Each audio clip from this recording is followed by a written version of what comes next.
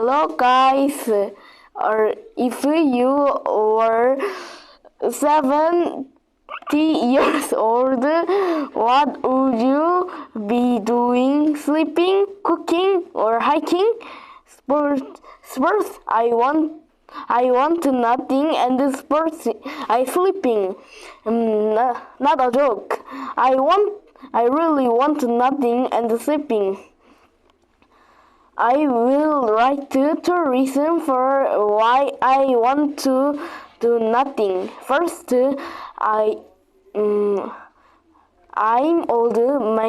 My hands, body, legs, and head is more weak. And if I do sports or cooking, I can hurt legs, hands, body, my body.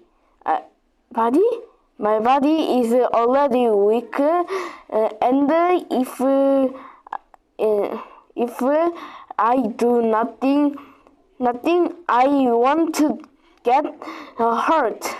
I do not wanna get hurt. I want to die safely. Thank you for listening to my presentation.